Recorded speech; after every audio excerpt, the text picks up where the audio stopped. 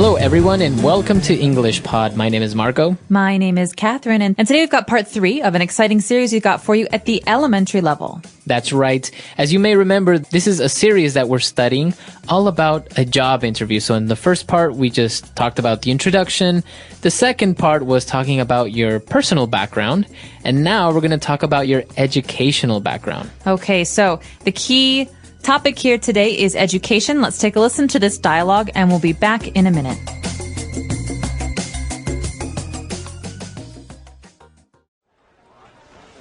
Now, if I look here, I see that you completed a BA in English. Yes, that's right. After graduating from high school in New York, I attended York University in the UK.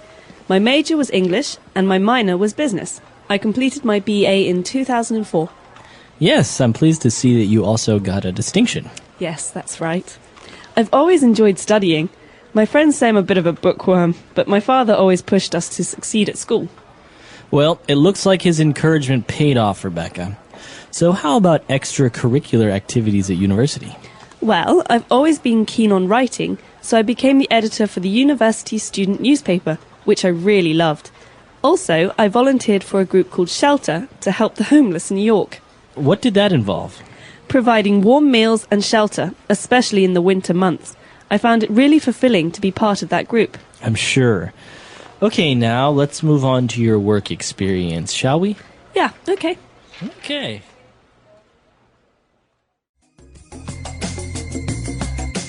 All right, we're back. So the girl was talking about her education, about her university, and she talked about some very interesting words. So why don't we take a look at those and language takeaway? Language takeaway. So, at the very beginning, Mr. Parsons, who's the interviewer here, asks Rebecca about her background and says, I see that you completed your BA in English. Okay, so we have an acronym there, a BA. This stands for bachelor's, or usually a 4-year degree at the beginning of your university studies. That's right. So it's a type of degree, right? A BA is, as you say, your bachelor's degree, and it usually takes 4 years. That's right. You have a Bachelor of the Arts, BA, but you also have a Bachelor of Science, which is a BS. So as you can tell, one is for the arts, like art history, music, things like that. The other is for sciences, like physics or chemistry. Very good. All right, so she has a BA in English, so she obviously studied the English language in university. Then she moved on to talk about her major and minor. That's right. So, as you know, a degree is not just a degree in the arts in general, but it usually has a focus or an area of focus. So, her area of focus, her major was English. This is the most important part of her studies. So many of her courses, most of her courses at university were in English. That's right, but she also has a minor in business studies. Okay, that means she also studied business and business studies. That's not as important as her English studies, but it was very much a part of her degree. So let's say that when she was studying in university, 70% of what she studied was related to her major, English. And maybe 30% was her minor, was business studies. That's right. And she goes on to talk about herself and her friends who describe her as a bookworm. This is a really nice adjective and very common in English. That's right. So if you are a bookworm or you describe yourself as a bookworm, it means that you like to study a lot. You like to read a lot of books. So bookworm is just like what you said, is someone who really likes to read, someone who's always reading, maybe someone who lives in the library. So that's why you call them a bookworm. They live in the library or they read a lot of books. All right, so that's the noun bookworm. Now moving on to other parts of university. When you're studying, you're not only studying English or sciences and things like that. Sometimes you also do other activities or other things. That's right. So you have your schoolwork, which is during school. It's English and business studies for this woman, Rebecca. But you also have what you do outside of school. This is called extracurricular activities. So that's a long word, extracurricular. That's right. So extracurricular means it's not in the curriculum, right? That's right. It's outside of school. So it's not really like a specific subject or something that's related to your studies. If you don't do extracurricular activities, it's okay, right? That's right. A lot of people don't do any extracurricular activities, but many people do. For example, writing for the school newspaper or playing soccer. Exactly. So those are extracurricular activities. Anything that you want to do in university apart from studying, playing soccer, writing, etc. And it's not just university. You can do these in high school as well. Okay, very good. So those are the words that we have picked out for you today. I think they're very specific to education. And I think we should go back, listen to the dialogue again, and we'll be back in a bit with Fluency Builder. Now, if I look here, I see that you completed a BA in English. Yes, that's right. After graduating from high school in New York, I attended York University in the UK. My major was English and my minor was business. I completed my BA in 2004. Yes, I'm pleased to see that you also got a distinction. Yes, that's right. I've always enjoyed studying. My friends say I'm a bit of a bookworm, but my father always pushed us to succeed at school. Well, it looks like his encouragement paid off, Rebecca. So how about extracurricular activities at university? Well, I've always been keen on writing, so I became the editor for the university student newspaper, which I really loved. Also, I volunteered for a group called Shelter to help the homeless in New York, What did that involve? providing warm meals and shelter, especially in the winter months. I found it really fulfilling to be part of that group. I'm sure. Okay, now let's move on to your work experience, shall we? Yeah, okay. Okay. All right, we're back. So now let's start off with our first phrase on Fluency Builder. Fluency Builder. So Rebecca's talking about her father and her friends, and she says she's a bookworm, but her father always pushed us, that means her and her family members, her siblings, to succeed. And this verb, to push us, to push someone, is very important because it's not the same as like to push a door. Right. So it's not physically that you're pushing somebody. It's actually to motivate somebody or to inspire someone to become better at something. That's right. So to push someone is to encourage them to do something bad. It's not always a good thing. So Right. she was always pushing me to do what she wanted to do, not what I wanted to do. That means someone's always trying to influence you or to get you to do something. Exactly. So, as you say, to push someone is to influence them, to motivate them, to encourage them to do something good or bad. Well, and Mr. Parsons agreed with her dad's encouragement, and he said, well, it really paid off. Okay, this is a great verbal phrase, to pay off.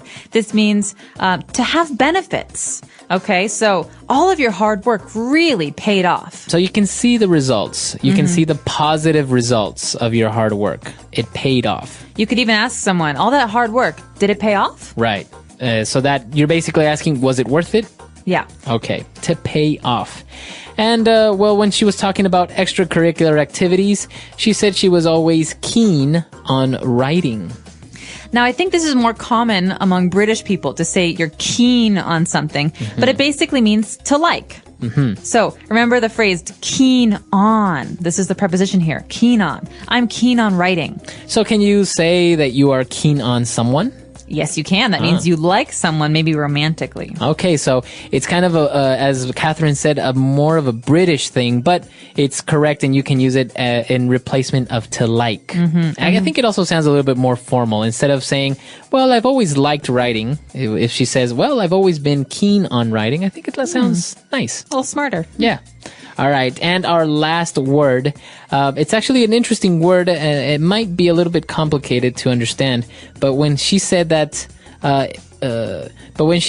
volunteering was very fulfilling and to be part of a group. Okay, fulfilling sounds a lot like the word filling, but you shouldn't confuse these two because the meaning is very different, right? So something that is fulfilling makes you feel really good. You maybe you don't make money from it or you don't get a lot of praise from it, but it still makes you feel happy about life for yourself or something. So you get satisfaction. Now notice the pronunciation. You don't say fulfilling. No, you say fulfilling. Fulfilling. So the L there is kind of silent. Kind of optional. But Maybe you could ask someone, what do you find fulfilling in your life? Or you can ask, do you think your job is fulfilling? Yeah. Okay. So a lot of great words there, a lot of interesting things related to education and not so much. Why don't we go back and listen to the dialogue one last time?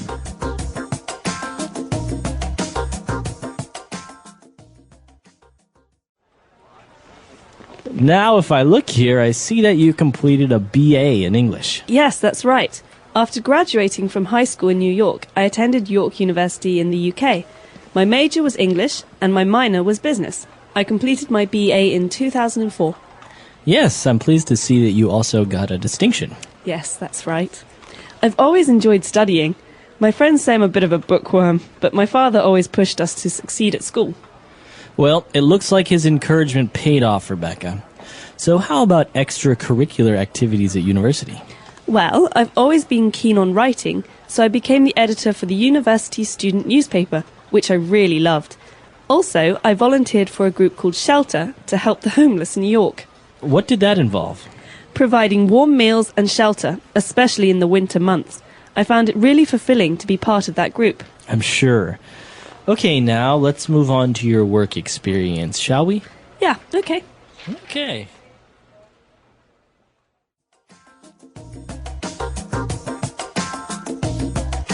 All right, so talking about going to university, I think they used a really specific verb there that's worth mentioning. She said, I attended York University in the UK. So to attend. That's right. So you can say I studied at York University, but the more formal way of saying that I was a student at York University is to say I attended that school. So to attend means to be a student at that place. Okay. And what about you, Catherine? Did you participate in any extracurricular activities back in college? I did. I participated in a lot of extracurricular activities. I was in the orchestra at my university, and I played in a lot of musical groups. I also was in a discussion group for politics, and the India-Pakistan dialogue group, and I was in a number of different film clubs. So we would talk about film, and I even helped out at the TV station for my university. Oh, wow. The university had a TV station. Yeah, so all of it was student-directed. So basically, the students controlled the TV station. That's really interesting. I think these types of extracurricular activities are, as many as these, are maybe not as common in other places, or maybe they're a little bit different. I know, for example, in the U.S., you have all these political ones and a lot of sports and things like that, but you also have very strange far ones like I don't know, like there's a cooking club, and there's even like a gardening club. I've heard astronomy club. There's all types of extracurricular activities. Well, what's really nice about a lot of American universities is that there are many, many resources that students can use. And so maybe the reason there's a cooking club is because there are massive kitchens that the students can use to cook food and experiment, and even teachers and professors sometimes come to help. So it's a really nice environment because everyone's teaching each other. Right. No, it's very, very interesting. And we're actually curious to know how universities work in your country. Are you able to have a minor in a subject? Because many universities don't offer this option. Right. They just have one major and that's all. Right. Or maybe are you able to participate in extracurricular activities? Like sports or radio or writing? Let us know. Our website is englishpod.com. All right. So we'll see you guys there. Bye. Bye.